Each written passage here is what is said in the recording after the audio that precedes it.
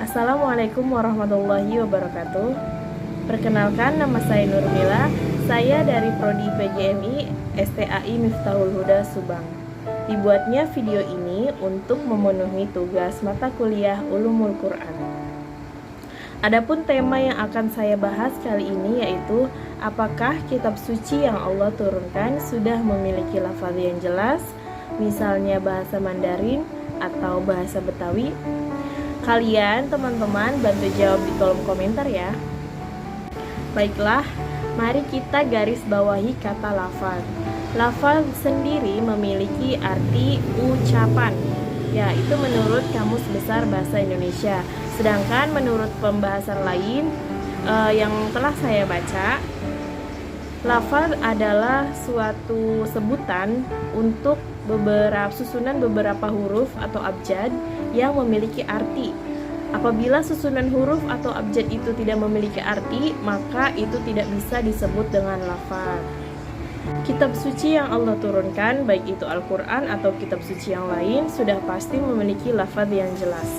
Apabila tidak memiliki lafaz yang jelas, maka itu tidak sesuai dengan fungsi kitab suci itu sendiri, yaitu seperti contohnya kitab Al-Quran. Kitab suci Al-Quran memiliki nama lain yaitu Al-Huda. Al-Huda artinya petunjuk.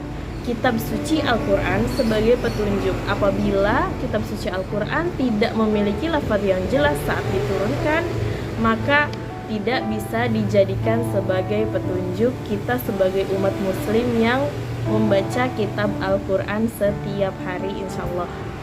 Baiklah, kembali ke pembahasan awal. Apakah kitab suci yang Allah turunkan sudah memiliki lafaz yang jelas, misalnya berbahasa Mandarin atau bahasa Betawi?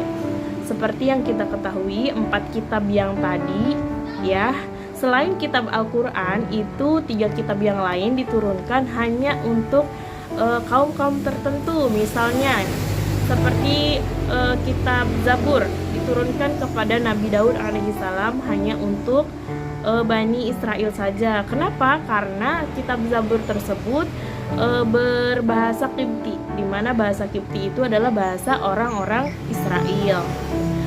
Berbeda dengan kitab Al-Quran. Kitab Al-Quran sudah kita tahu ya bahwa kitab Al-Quran itu berbahasa Arab.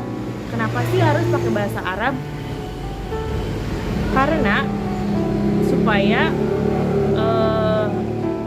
Al-Quran ini bisa bersifat universal atau berlaku untuk seluruh makhluk yang ada di muka bumi ini.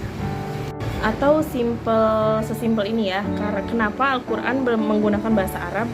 Karena Nabi itu orang Arab, begitu. Atau ada pertanyaan lagi, kan kita bukan orang Arab, kenapa kita harus berbahasa Arab? Ya karena kita pengikut Nabi, kita harus ikutan Nabi dong.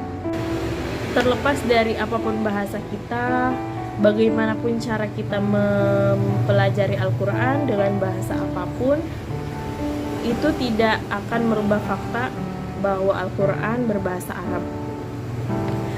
Tinggal kitanya saja mau atau tidak belajar ulumul Quran. Seperti saya misalnya, belajar dengan ayah di kampus tercinta STAI Miftahul Huda Subang, agar pemahaman kita tentang ulumul Quran, tentang ilmu Al-Quran ya, itu lebih dekat kepada kebenaran yang dikehendaki. Dan tentunya tetap dengan membaca literatur, kitab-kitab tafsir para mufasairin, agar pemahaman kita atau pendapat kita di suatu hari nanti bisa dipertanggungjawabkan karena ada bukti ilmiahnya. Sekian dari saya, semoga video ini bermanfaat. Wassalamualaikum warahmatullahi wabarakatuh.